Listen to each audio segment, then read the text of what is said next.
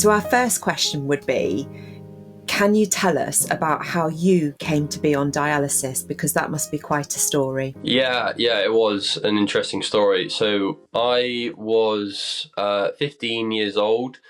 So this was back in 2014. I was still going to secondary school at the time. I was coming to the end of my penultimate year. Essentially, I started getting swelling in my legs. It was very minor swelling, but it was noticeable. And over the next couple of weeks going on from that first recognition of those symptoms is the swelling got worse and worse and worse. Now, the swelling would only really appear later on in the day. I wake up, no swelling, I'd be fine. Later on in the day, I'd notice it. Over the weeks, the swelling got worse and worse and worse. It actually got quite painful in the end. A lot of the time I was walking to school. School wasn't too far away, so I'd walk. And that's when it started to get really, really quite painful. So essentially went to the doctors, the GP, had a few blood tests. They didn't flag anything. My kidney function was normal. There wasn't anything necessary to suggest that there was an issue. So left it another week or so, went back to the GP, but saw a different GP this time. And he, funnily enough, had had a kidney transplant. So he was actually familiar with kidney issues. I think he recognized it quite quickly and was like, right, have you had a urine test done, a urine dip test? Have you had your blood pressure taken? And I was like, no, this has not been done, only a blood test. So he did those, and the dip test, it showed quite high counts of protein, which you know is proteinuria, and also blood. Not visible blood, but there was blood in there. So that was a big indication that my kidneys weren't doing what they should be doing. Essentially, he also did the blood pressure as well. My blood pressure was quite high. So on that, he diagnosed me with what's called nephrotic syndrome. And that is essentially, it just means the symptom, it just describes the symptoms I'm having, which is just a lot of different things, which is causing protein to leak out into my urine. From there, I underwent loads of tests up in Bristol Children's Hospital. That didn't yield any good results. I had loads of medications, lots of steroids and immunosuppressant medicine, and that didn't really show anything. So essentially the cause of what was going on is two different things. It was either like an autoimmune reaction or a genetic condition. They didn't identify any genetic issues from their database at the time, and the medicine wasn't working, so it was a bit of like this confused of what was going on here. Unfortunately, within I think it was about a year and a half or so, my kidney function was too low, so I had to go on dialysis, and I've essentially been on dialysis since then. Right. So the dialysis started then when you were about 16, is that right? Am I following the timeline? So it was January 2016 I started hemodialysis. I would have been 17. Right. Oh. And so there are so many questions for me now coming up. So at that time, when this stuff was happening to you and you were given quite a general diagnosis of nephrotic syndrome, did you have to go through any sort of invasive tests? Did you have to have a kidney biopsy, things like that as well? Yeah, correct. So essentially what they do with nephrotic syndrome is they give you a course of steroids, and then they either deem you steroid resistant or steroid sensitive. So steroid sensitive would be the steroids are working. Steroid resistant would be steroids aren't working, and I fell under that category. So that is already a more complex disease there. From there, they took a biopsy of my kidney, just a few little slices, but that was enough to see what was going on, and they could see that the nephrons, the filters, were essentially scarred or scarring, and that then led to a diagnosis of what's called a FSGS, or focal segmental glomerulosclerosis, which essentially just means scarring of the glomeruli of the kidney. That's when they try the different drugs and different immunosuppressant drugs, which didn't work. I was never able to go into remission, unfortunately. So I even tried what I believe was rituximab. It's quite a hard drug. I had a few courses of that. I don't believe that worked, or if it did, maybe it showed a very slight change, but not enough for them to be like, yeah, this is worth it. I don't believe there was any other tests. I think they wanted to remove my kidneys at one point, but I think I was quite ill. The medicine wasn't making me feel very well. I wasn't eating very well, so that procedure didn't happen.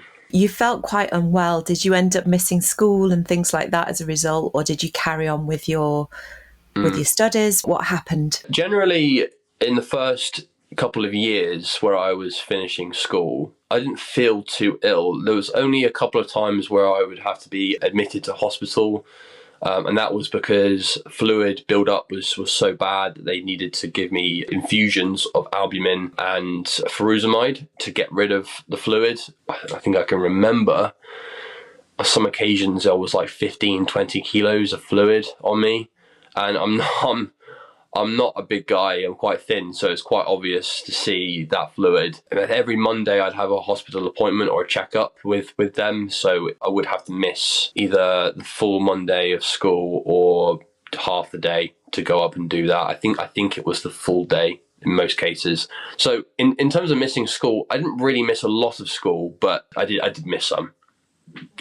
However, going into college and sixth form, the after school, yes, that's when things got a bit different because I was ill enough to go on dialysis. I also had a transplant in 2016, which did not work. So I had a period of time where I was off having that transplant and then recovering from it. I also had a dose of plasma exchange. That didn't really work either. So, and that made me feel even worse than dialysis. So I wasn't very, very good. It was only when I went back onto dialysis after all that I actually felt a lot better and was able to go and be in college and get the rest of my studies done and move into university afterwards. Right. Amazing. So obviously you were given a name for the condition that you had. They tried different medications to try and fix things. They weren't working. You had a transplant. You went through all of this. And so, but all the time, presumably, nobody was really able to tell you too much about where things were going. Are you able to share with us maybe any information that you were given at that time about what the prognosis was for your condition? Yeah, I mean, in terms of the prognosis, at the time, they weren't really too sure. They had a plan of how to handle it, i.e. the steroids, and then the immunosuppressants, if that wasn't going to work. If it was genetic, then a transplant would have solved it. It didn't, so it leads more to autoimmune disease. Essentially, the only real way you can get off of dialysis is to have a kidney transplant that is successful. So being on dialysis, that was what I was looking for. I was very, very, very lucky to get on the transplant list and within 12 hours get called up. So I was very lucky. Obviously, that didn't go well in the end. However, going forth, another transplant is very unlikely to work because of the condition and the data they have from other people with the same condition. It's about 80 to 90% likely that the same thing will happen. I essentially had reoccurrence of the disease. I see, in the new kidney. Yeah, exactly. I had a transplant and then that was successful. The operation was fine and it worked for, I think it was a couple of hours. I was asleep at this time. I hadn't woken up. But by the time I woken up, it stopped producing urine. So they looked into this. They wanted me to keep drinking, which I did. However, I still wasn't peeing anything out. So they were trying to kickstart the kidney. Nothing was happening. I was swelling up. Obviously in a lot of pain because of the operation. And after a couple of days, they decided to do a biopsy on the kidney, and that showed the same scarring that I was having from my native kidneys. So they determined that the disease was coming back into that kidney, unfortunately. And then that's when they tried plasma exchange. Nothing happened, and then eventually I was very ill with the medication and the treatment, so they took the kidney out about a year later and been on dialysis since. So with the fact that I had the reoccurrence, there was a 25% chance of that happening, and that did happen. And because I fell into that category, it's now an 80 to 90% chance. And recently I have tried to revisit looking at maybe having that transplant again, but the doctors are almost certain that the same thing will happen. So it's almost like, what do I do? Do I try it and potentially it not work again, or do I just hold off and see if there's anything that comes up in the future? So that's really kind of the prognosis here. Is just to keep going with dialysis and eventually see if there's any new treatments that come up in the future that could potentially fix the issue. Right. Okay. It's an autoimmune disease, is it, that is still active? Yeah, that's not been confirmed because my kidneys aren't working anymore. So there's nothing really they can do to test. But that's sort of the way that it looks like it is.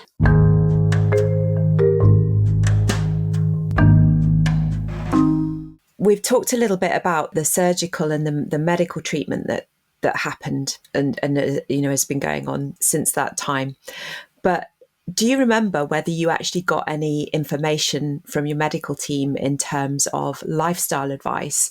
And that could have been about diet or any other factors about how you should be living your life to take care of the kidney function that you do have. Yeah, so the general advice when it comes to diet on dialysis or just having kidney issues in general is there's a fluid restriction. It's different for each person, but the idea of the fluid restriction is to prevent the buildup of edema in your body, and then with that, it's reducing your salt intake. That again is going to prevent thirst, but also the retention of edema. They also recommended sort of like an increase in protein as well, because you're losing a lot of protein from your urine, so they want to make sure that you are building it back up, essentially keeping your blood albumin levels at a good level. For me specifically, it was keeping the calorie intake high. At the time, I was underweight. I wasn't eating very well. The medicine was making me feel pretty rubbish. So trying to bring up my calories and just trying to keep a good healthy weight was quite important for me anyway. Also now reducing the intake of phosphate and potassium where possible, because it's quite difficult to remove that on dialysis. For phosphate, I have phosphate binders.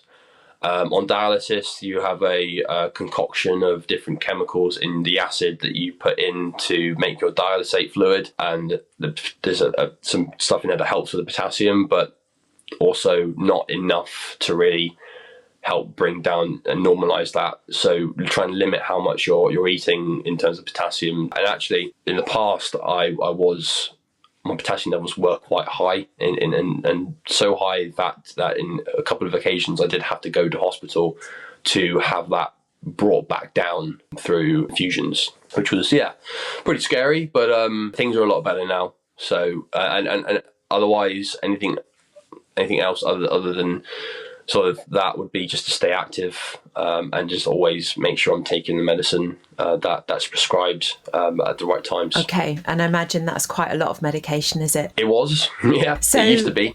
What we really want to get into now then is, having been given some quite specific advice from the dietitians about and your doctors about restricting fluid, watching potassium, watching phosphate levels, having lots of protein.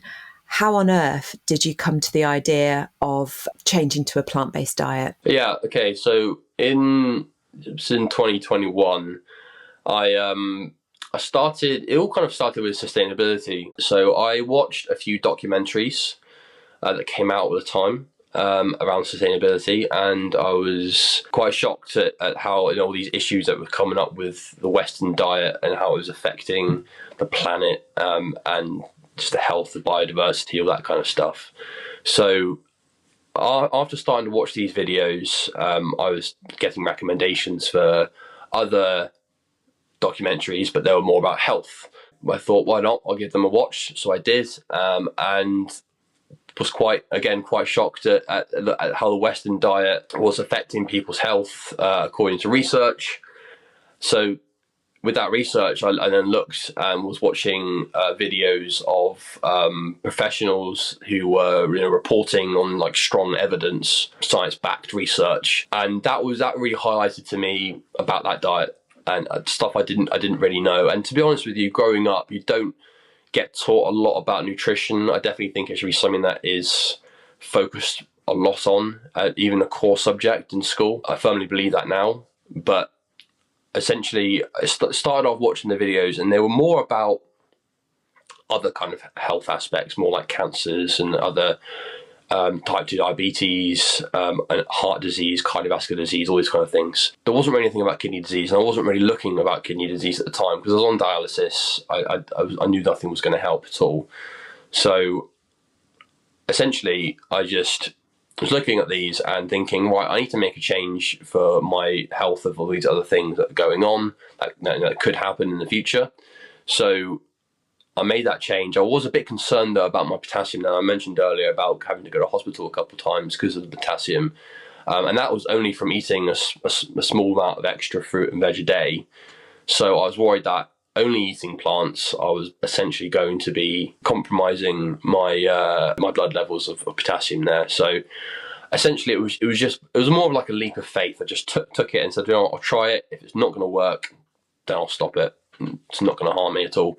So I did, and I started implementing those changes over a couple of months, and really noticed some great results. So I since then, I've just continued on with it. I'm really wowed by the fact that with everything you had going on personally, that you had the capacity to think about environmental issues. That's the thing that really strikes me from hearing that story. And then, of course, when we go into our personal health journey, yes, it's fascinating. But to have actually started from that point of considering biodiversity and what's happening to the planet is so impressive. Oh, thank you. I appreciate that. I wasn't aware of these issues, to be honest. I knew about climate change, but I didn't really know how much of an extent that our diet and lifestyle was affecting that and putting that much strain on the planet until watching these and realizing the data. So yeah, I think it was something that I really was shocked into having to feel like I needed to make a change on there. I agree with Claire. It's an incredible story. Cade, and you mentioned you started making changes. Can you tell us a bit more about what those changes were? Yeah, so again, it was just implementing, taking meat and dairy and eggs and all that kind of animal products out of my diet over a couple of weeks and months, and took meals that I enjoyed and made them into plant-based versions of those meals. And I'd say definitely it's taken a couple of years really to try new meals, and B, take the meals that I've got and increase the variety of the foods that are in there, and also learn about the different types of foods and how they benefit you, and micronutrients instead of just macronutrients. So essentially it was just it's taken me a little bit of time just to edit the meals I've got and go, I'll try this, and go, okay, then maybe that's nice. For example, right, before I was vegan, before I was plant-based, didn't really like the idea of hummus, never tried it, just didn't like the idea of it because it was made of peas and it just kind of freaked me out a little bit. I know it's a bit weird. So I never tried it. Then one day I was like, do you know what? I've got to try new things. So I made a homemade version of it, and I fell in love with it. I was like, this is amazing. This is great. So now I have hummus pretty much every day with some pita bread for lunch. So yeah. It's just these things of having to try new things and implement new recipes. So because the previous foods I was eating were lots of dairy and meat, so a lot of change needed to be made there. So did you have sort of quite a conventional Western diet, or was it junk food type foods, or just a bit of everything? Yeah, I mean, generally, I didn't have lots of junk food. I would eat junk food, go to like McDonald's every couple of weeks or something. But yeah, generally it was just like a high saturated fat, high cholesterol, low fiber diet, that kind of thing. And it's not because I didn't necessarily enjoy fruit and veg. It was just more of a case of I liked the other stuff Yeah. better. And so what did happen then, whether that's to your numbers or the objective measurements of your kidney health or just generally how you feel in yourself? What changed over the course of changing your diet? Yeah, so this is where it gets really interesting, and definitely the reason why I try and advocate for this. For me specifically, I noticed that my potassium normalized. So, like I said earlier, I was a bit worried that my potassium would go high and stay high with more plants. Actually, the completely opposite happened. It got lower and it stayed very stable at where it needed to be. So that was a big surprise because I really thought it was going to affect it. So my potassium got better. Phosphate decreased as well, so my phosphate got better, and I had to then come off of some medicine as well on that. So I was taking a lot of phosphate binders. In fact, actually, I was taking maybe around 15 tablets a day, which is quite a lot. Yeah, it was like 9 tablets every dinner. It was a lot of tablets. So having to reduce that now, I think I take about 9 for the whole day. So it's like 2 at breakfast, 3 at lunch. Still a significant reduction, isn't it? Yeah. Yeah, so I'm able to come down that and keep my phosphate at a good level. Iron, another one. So I remember I used to be taking iron injections probably once a week. Most people do on dialysis. Just a quick thing into the machine. That has significantly improved in the sense that I probably only have an iron injection once a year now, if that. I think the last time I had it was over a year ago now. So that's been good. My EPO has stopped. So I used to take that every couple of weeks, and there was a couple of years where they would like change the dose to get it right, and that was just on the dialysis machine, just an injection on there. But I've not had EPO since being on a plant-based diet. And we could clarify for anyone listening that EPO is given to boost the production of red blood cells from the bone marrow. Is that right? That is correct, yes. Yeah. Then there's a few other things as well. So blood pressure meds were stopped. I think it took a year. But after that, I noticed I was going into work and I was getting very lightheaded. And I was thinking, don't know what's happening here. Eventually it got so bad that I just had to stop. I couldn't even go to the doctors and be like, can we stop this? It was like I just had to stop it there and then. And since then, my blood pressure has been normal. Every time I come off dialysis, it's normal. Obviously, over the couple of days building up to dialysis, I'm retaining fluid. It's going to build up a little bit. So when I'm on dialysis, I was about 140, 145 over 80. And then when I come off, it's about 125, 120 over 70. So it's very, very normal. So I've not had blood pressure meds in a couple of years, which is really good because I've had to have them since the start of being diagnosed. Wow. Which is what, now over 10 years ago, is that right? So longer? Yeah, it would be... Sorry, we're giving away your age. Well, it would technically be 11 years now because it was 2014 when I was diagnosed. So yeah, 11 years. So you were on blood pressure tablets for best part of 10 years and now you don't need them in the last couple of years. Yeah, that's right. Yeah. Parathyroid. I said maybe on this one because then there was a couple of times in the last 2 years where my parathyroid levels were getting higher, and they were saying about having to cut them out, having to surgically remove them, which obviously I wasn't a fan of. I mean, it was only a small procedure, and they said it wasn't really going to affect anything. But I thought, hopefully this can't happen. But eventually, over the next couple of weeks from there, my levels actually dropped quite a bit, and that they didn't need to. So I've not had that conversation with them at all since then. So I think that's been really good. Now I do take alpha calcidol, but I wasn't alpha calcidol for quite a long time. And then in terms of things other than like to do with the kidneys, I've noticed my brain health is better. I'm more alert. I can focus better. And I think that's because I've been I'd been implementing nuts and seeds and the variety of them to get those fatty acids to be able to have their brain health at the right level. I also feel like I've lost a bit of sort of fat weight, so I'm becoming leaner. An increase in muscle mass as well. That's not something that I've been able to confirm or not because I didn't know what it was before. I have had some tests done within the last year, so a grip strength test and also They did a test where they send electricity through the body to figure out what your muscle mass is. I can't remember what they were, but I also don't have the data to be on the before I was on dialysis, before I started the diet, so I can't really compare. But to me, it feels like I do have that increased muscle mass. That's without exercising, by the way. I've not done any further exercise to what I had been doing before. Cholesterol as well. This is the last thing I've got on here. Cholesterol and LDL cholesterol. So back in 2014, I've got a level of 9.7 millimoles per litre of cholesterol. That now in 2025 is 3.2. So that's gone down by quite a bit. And then my LDL cholesterol, 7 millimoles per litre. In 2015, that is now 1.4. Oh my goodness. That is remarkable. I mean, we were saying before we started recording, we haven't heard your full story, so this is going to be completely new to us. But listeners, I'm actually blown away. I don't know what to say.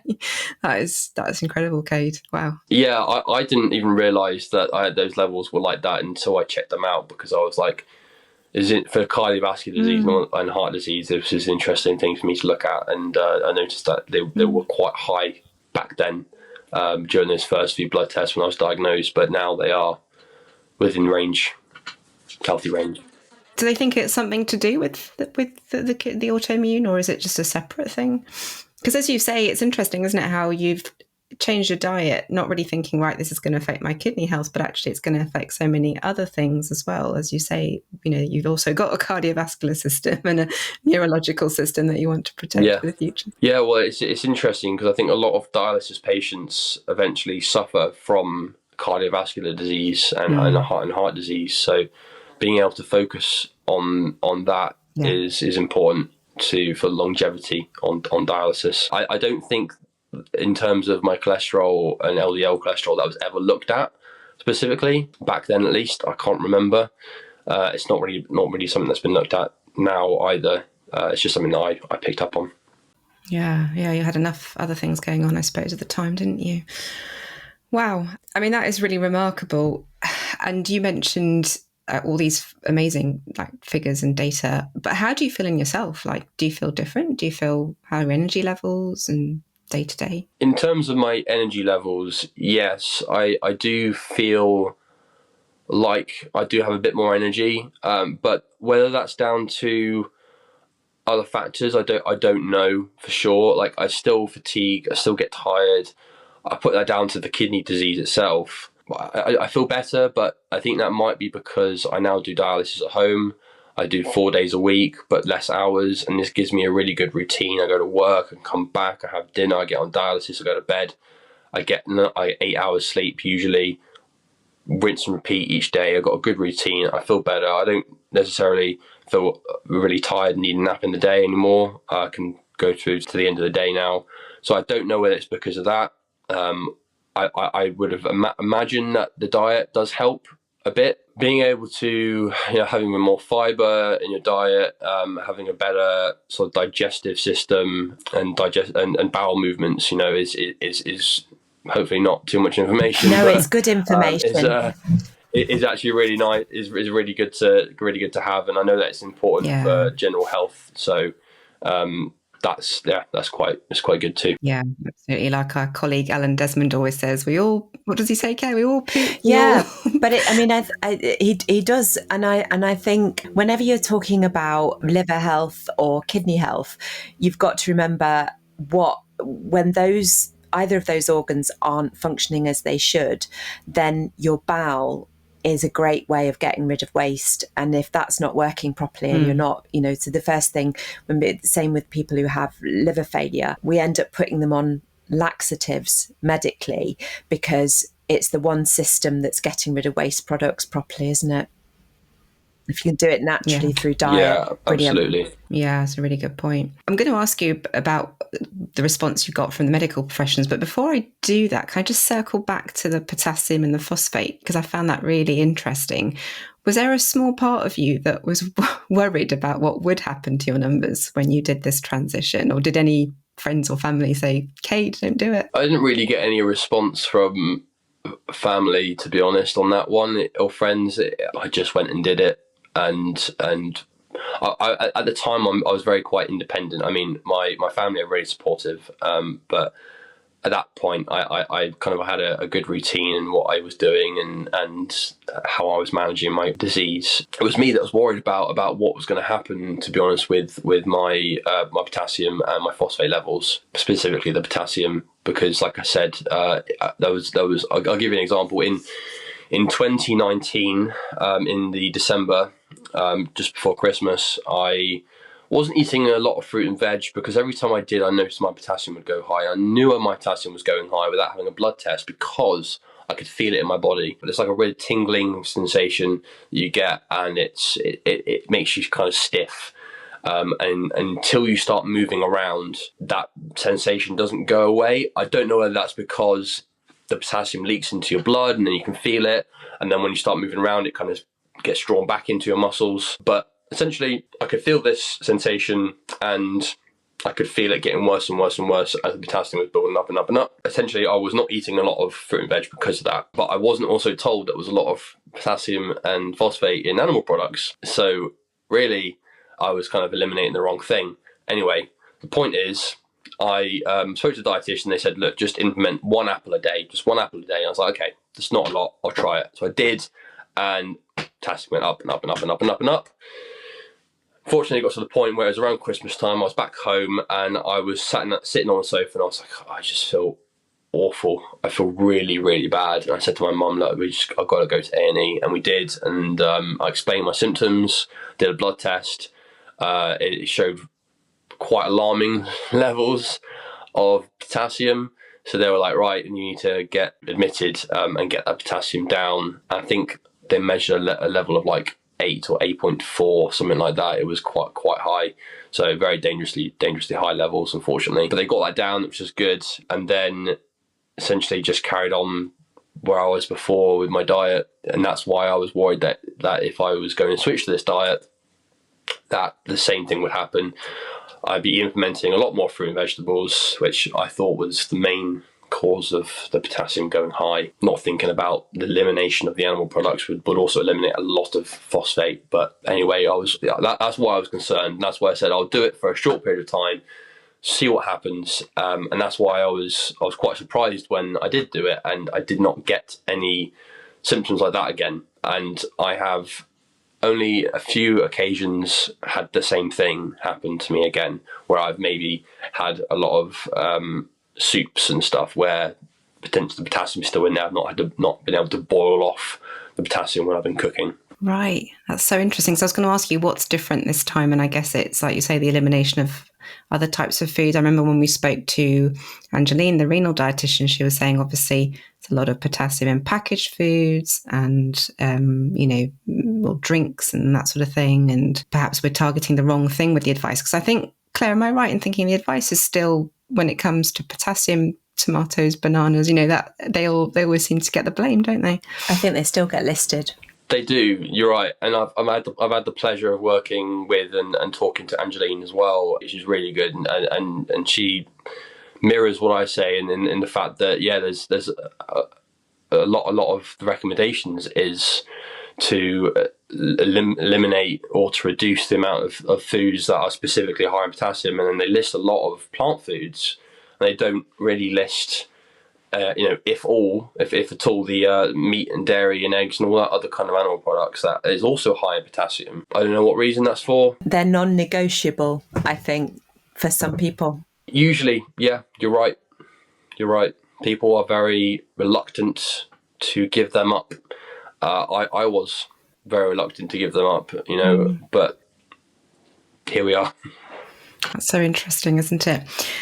And I mean, I guess my question really would be, what response did you get from your doctors or other dietitians about, these effects that you've seen in your health and your numbers? The response I got was a bit mixed. So in terms of the doctors, they noticed that my blood's results were improving. I didn't need to have an operation to have my parathyroid removed. My potassium was staying at a normal level. My phosphate was staying at a normal level. My iron and protein levels were staying at normal levels. So they noticed that, and essentially And also with the reduction in medication, because obviously having to come off the blood pressure medicine, having to come off of a lot of my phosphate binders, that was a big thing. Essentially, they just would kind of say, yeah, what you're doing is great, continue doing it. They wouldn't really shouting on the rooftops that this was amazing. As much as I said to them, it would be great if new patients that are diagnosed with kidney issues come in, maybe it's a good idea to try and get them on a healthy plant-based diet, or at least get them to see the dietitian, because I don't think it's quite ingrained enough to be as important as it actually is. That speaking to a dietitian and getting your diet correct is really impactful. But in terms of dietitians, they as Angeline was one person that I spoke to, but they confirmed that my diet was consistent with sort of the recommendations for kidney and dialysis patients. So healthy plant-based diets and reducing meat, dairy and eggs as much as possible. I was even invited to the UK Kidney Week this year, which was really good. And Angeline managed to get me in, and I really enjoyed it. And plant-based diets were like the forefront of a lot of the presentations that the dietitians were giving, specifically what Angeline was giving. That was really, really interesting, actually. And a lot of the dietitians in the room also, were agreeing with what they were saying about these recommendations. On that, though, I still don't believe that it's being pushed hard enough. When I was on the renal unit for the dialysis, every time the dietitian would come in, that they weren't really trying to push for people to limit or reduce or remove meat, dairy, and eggs from their diet because of the science-backed research that says doing this will really help with your symptoms and whatever.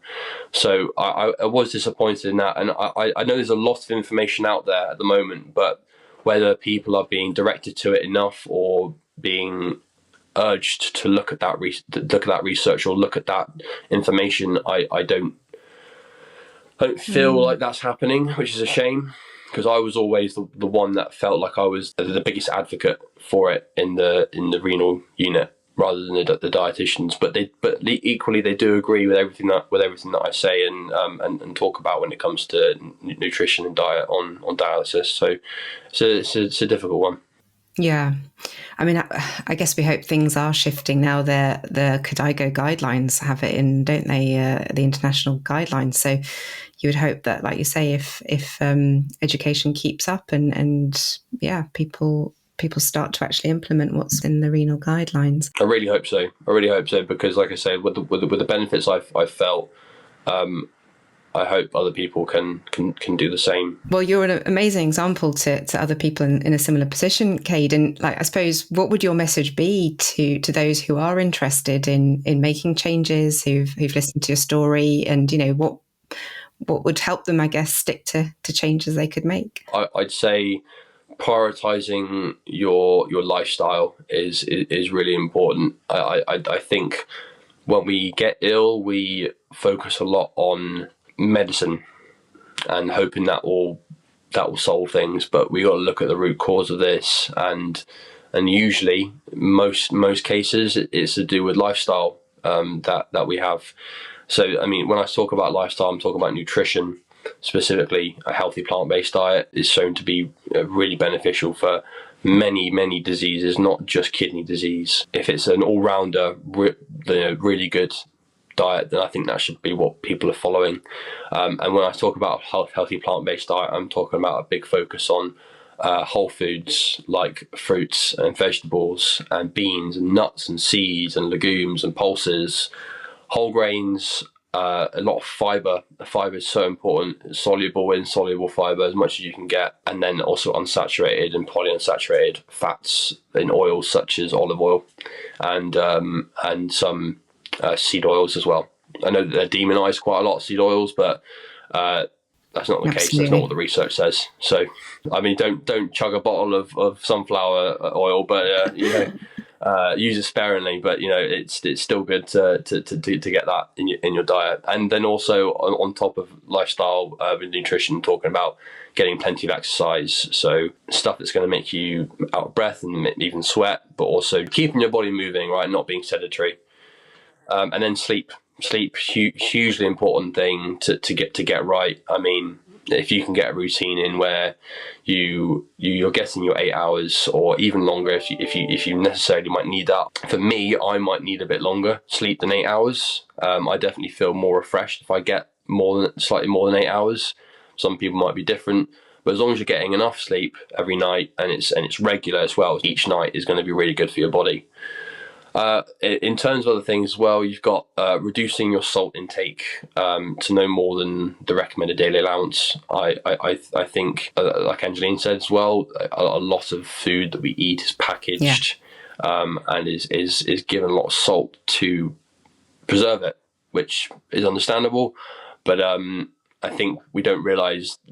I think most of us do exceed our daily intake of salt each day. I know that salt is also a big driver of diseases as well. And to be honest with you, with a healthy whole food plant-based diet, you're very, very unlikely to exceed your RDA if you're sticking to that, if you're not adding salt to things. It's a really good point. Then drinking mostly water. I think you can drink other things as well, but I think mostly water. And if you are having a kidney issues, or sticking to your fluid allowance is obviously really important. But if you don't have a fluid allowance and you can drink as much as you like, again, mostly water is going to be really, really good for your body. I think also, now might be controversial, but tracking your nutrient intake, I think that's important as well. I think for me, when I've started to do this as well, I can then see where I may be missing out on some macronutrients and some micronutrients, and I don't think we quite realise. We always focus on things like protein, right, and carbohydrates and fats and our macros, which is important. But I think we're too obsessed as a society with those things, and we don't look at other things like vitamin A, vitamin C, vitamin D, and all these other kind of nutrients that are so important for our body. But mostly we're not really getting enough of those, and we don't really know it. So I think if you can track your nutrients, then you know what you're getting, and you know where you can improve on getting your macros and micronutrients, and they're only going to make you feel better as well. I think also reading and searching for new information, because there's always new information that comes out. I just don't think it gets shared quite enough between patients, and I think we know that most people don't really stick to the dietary guidelines. So essentially, if you're able to go and actually look at it yourself and find these things, they'll be there, but they're not necessarily given to you straight away. So you've got to look at them, look at the research, look into diet and lifestyle. Specifically that high quality science. Try and avoid science and research that are based on animal studies. You're not a rat, you're a human. They're not going to quite behave the same in your body. So try and look for that high quality evidence. And again, it's going to be difficult, especially for people that aren't necessarily savvy with that kind of stuff. But there is enough out there to help with that. I think there's also a couple more things I can think of. Having like long and hard conversations with your doctor and dietitian about how you can improve your lifestyle, where you are now, where you want to get to, what are the steps to get there, and specifically in line with that high quality research and evidence, and to try and get the benefits from it, whether that's longevity or quality of life. That's really important to do, and you're only going to thank yourself because you'll feel better, you'll be off of medicine, you know, all this kind of stuff. So important to do that. I was just going to say, I love that bit in when we were talking to Angeline Taylor, isn't it? We were talking about how with kidney health, it's really important to avoid food poisoning and what an advantage that gives you when you're eating plant-based. Yeah, I personally haven't experienced any kind of food poisoning or been ill enough to have to be throwing up since being on a plant-based diet. I don't think anyone really enjoys that kind of illness. So no D&V illnesses. So I completely agree with you. I think it's an important diet to try and avoid food poisoning. Yeah, because it's a disaster, isn't it, for kidney health if you become dehydrated, or you suddenly have got to get rid of those kind of toxins. Yeah, correct, absolutely, yeah. That's a really less known positive of a plant-based diet, a reduced risk. I don't think I've had food poisoning for absolutely years. Oh yeah, not good memories, but we won't end on that. We'll end on a good note. I think the last thing I have really is just to be open-minded, because again, we said this earlier, a lot of people are reluctant to make these changes because they have to give up favorite foods or foods that bring them comfort. And I understand that completely.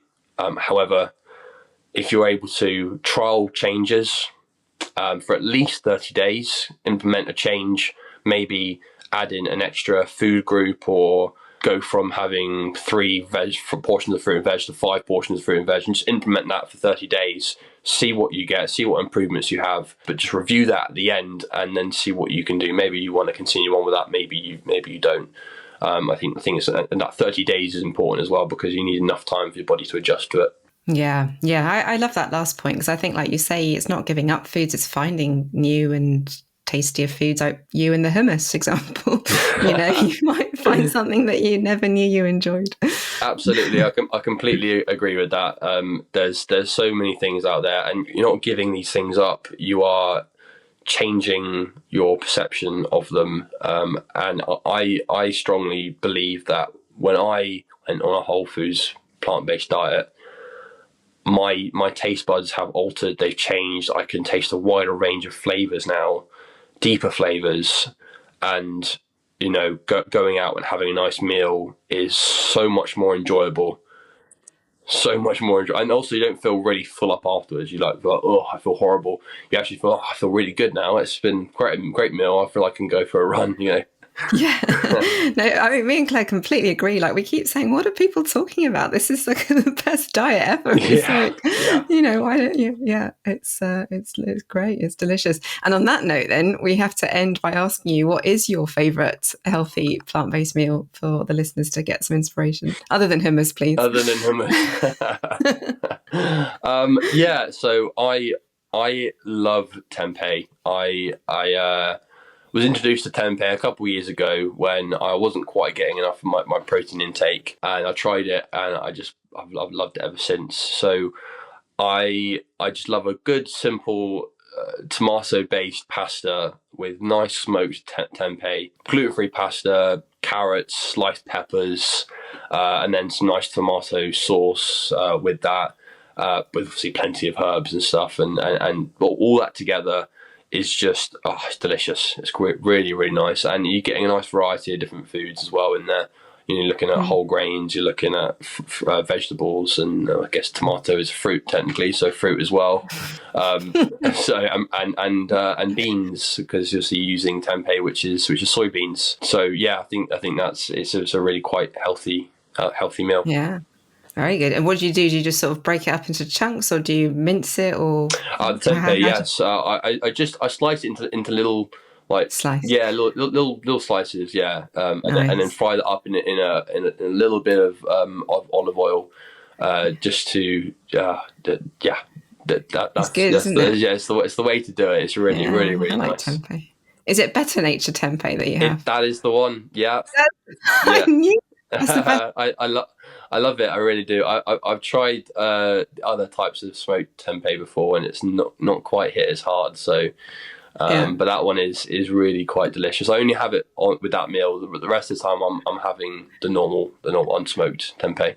Okay, yeah. No, I was the same. I didn't like tempeh when I first tried it, really? But Better Nature's converted me. Wow, love it. Fantastic, though. It's just the portion size, though, with Better Nature, because I always have. I think I just eat more than everybody else, but if you go to one of the Asian supermarkets, you can get really massive blocks of tempeh, and you can put them in the freezer so that, if you don't get through it all, if you're more conservative with your approach. What do you want? Better Nature to do like a massive block, Claire? Or yeah, they don't. They've got sort of portion for one, but you need more than that. But I think it's so key what you said, Cade, about your taste buds change, because it always makes me feel a bit sad, because I can imagine talking to some of my patients about these fantastic meals with tempeh or even tofu, and I know that if you go in without the preparatory work of changing to eating more whole food plant-based, you don't always go, wow, this is an amazing meal. But that's where people miss out, isn't it? Absolutely. Yeah, there's so many flavors out there that you're not going to find until you look for them. So it's and they're there, and I think it's really important to do that. That's been brilliant. Oh, thank you so much for your time and for chatting with us, Cade. I think perhaps if you can send us some links to, the sort of resources or information that you found useful in your journey, just in case people listening also want to delve in a bit and don't know where to start, we could put those in the show notes if you don't mind. Absolutely. Yeah, I'm very happy to do that. That's brilliant. Yeah. So we'll just wanted to say thank you again, Cade. We really, really enjoyed chatting with you, and what a journey. I've gone through all sorts of emotions this last hour, from the sort of extreme age that you were at when you had that diagnosis, and going through your journey. So thank you for sharing that. That's very kind of you. No, I can't thank you both enough for inviting me on to your podcast. This is really amazing opportunity, and I hope that reaches people and makes a difference, honestly. Thank you. And thanks to our mutual friend Angeline, who is out there spreading the word in a professional sense as well. Absolutely, yeah, she's doing a fantastic job out there. I hope in the future I will get to work with her again on some projects. Oh, that'd be great. We'll look forward to hearing it. Maybe we'll have you back to tell us more in the future. Oh, that'd be wonderful. I'd love that. Thank you. Thank you.